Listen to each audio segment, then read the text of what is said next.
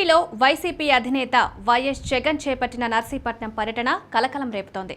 ఈ టూర్లో భాగంగా జగన్ నర్సీపట్నం సమీపంలోని మాకవరపుపాలెంలో గతంలో వైసీపీ హయాంలో నిర్మించిన మెడికల్ కాలేజ్ని సందర్శించనున్నారు. అయితే ఈ టూర్కు ముందుగా అనుమతి ఇవ్వని పోలీసులు తాజాగా ఒత్తిడి పెరగడంతో సరేనన్నారు. పలు ఆంక్షలతో ఈ టూర్కు పోలీసులు అనుమతి ఇచ్చినా జగన్కు మరో ఇబ్బంది ఎదురవుతోంది. జగన్ రేపటి నర్సీపట్నం పర్యటనను అడ్డుకుంటామని దళిత సంఘాలు హెచ్చరికలు జారీ చేశాయి. మెడికల్ కాలేజీల పర్యటనకొస్తున్న జగన్ను అడ్డుకుంటామని హెచ్చరించాయి.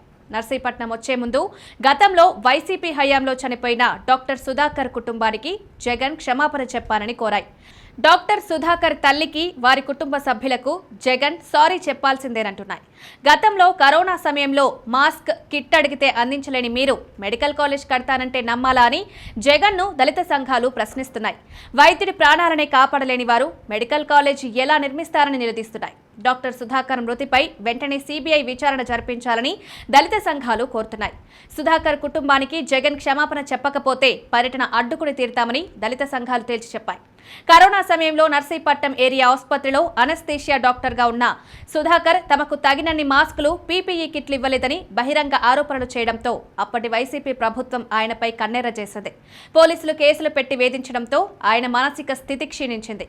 దీంతో ఆయన కొంతకాలం వైజాగ్లోని మానసిక వైద్యశాలలో ఉంచి చికిత్స అందించారు. తర్వాత ఆయన కోలుకుని ప్రభుత్వంతో తనకు ఎలాంటి విభేదాలు లేవని ప్రకటించారు.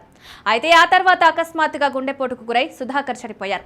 దీనిపై సిబిఐ విచారణ జరిపినా ఏమీ తేలలేదు.